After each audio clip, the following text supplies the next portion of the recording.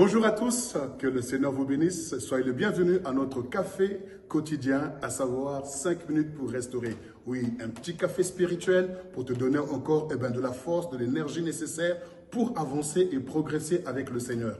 Alors nous sommes en train de voir ce thème merveilleux, à savoir la semence, la puissance, l'impact que la semence a dans la vie de l'humanité tout entière. Alors ce matin, nous voulons prendre un nouveau texte dans le livre de 1 Pierre au chapitre 1, le verset 23, 1 Pierre chapitre 1, le verset 23. En ce mercredi 30 juillet, nous voulons faire lecture de ce passage et en tirer une leçon par la grâce de Dieu. 1 Pierre chapitre 1, le verset 23, je m'en vais faire la lecture. « Puisque vous avez été régénérés, non par une semence corruptible, mais par une semence incorruptible, par la parole vivante et permanente de Dieu. » Oui, l'apôtre Paul, ou du moins, l'apôtre Pierre nous dit que nous avons été régénérés non par une semence corruptible. Corruptible signifie donc qu'il y a un corps. Et donc, ce qui a un corps, ce qui a la chair, ça veut dire qu'on n'a pas été régénéré par la semence de la chair ou la semence humaine,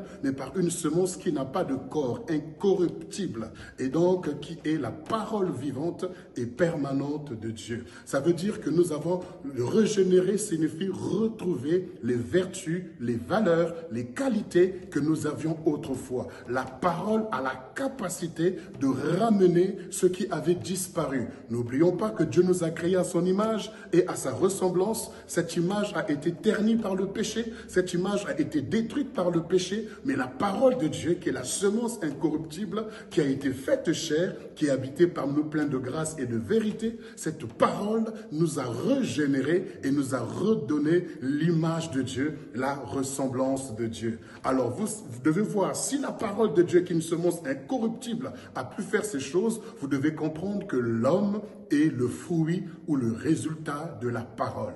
Certainement en toi, tu as reçu des mauvaises semences, parce qu'il y a la bonne semence et la mauvaise semence.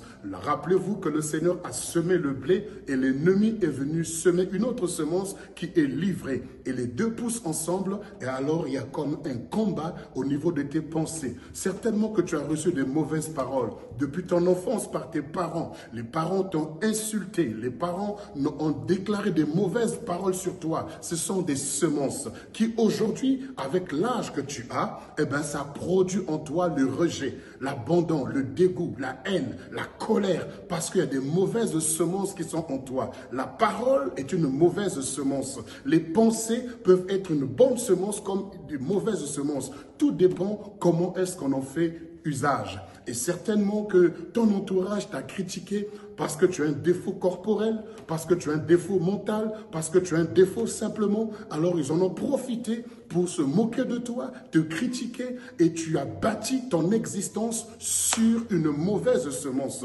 Lorsqu'on bâtit sur des mauvaises semences, on a des faux principes, on a des fausses valeurs. Pourquoi? Parce qu'on se dit, il faut savoir se battre, il faut savoir se défendre, et tu es toujours sur la défensive. À chaque fois qu'on te fait un compliment, tu le reçois mal parce que tu es sur la défensive. Pourquoi? Parce que depuis ton enfance, on t'a inculqué des mauvaises choses, des mauvaises semences qui t'ont détruit intérieurement et qui t'amènent à être toujours sur la défensive, à être agressive, à être toujours dans la colère à cause de la semence. Le principe est universel. Tout est issu de semences. Nous qui sommes les vivants, des êtres vivants, nous sommes le fruit du sperme de nos parents, donc de nos pères. Donc c'est la semence. Donc ça signifie que tes idées également, tes paroles également, tes propos également, c'est le fruit de ce que tu as reçu comme parole autrefois. Mais tu as la capacité de les changer. Tu as le pouvoir de changer les choses. Parce que la Bible dit, la mort et la vie sont au pouvoir de ta langue. Ça signifie que si tu as eu des mauvaises semences autrefois, tu as la capacité de pouvoir les renverser, de renoncer à ces choses, de refuser ces choses et de te bénir toi-même, de t'encourager toi-même, de te fortifier toi-même, de croire en toi et de déraciner toutes les mauvaises plantes qui ont été plantées par tes ennemis, qui ont été plantées par les gens qui ne connaissent pas ta valeur, les gens qui ne savent pas qui tu es, les gens qui ne savent pas quel est le plan de Dieu, le potentiel de Dieu en toi. C'est pourquoi ils t'ont t'ont mal jugé et ils ont mis une mauvaise semence en toi. Ne crois pas en cela.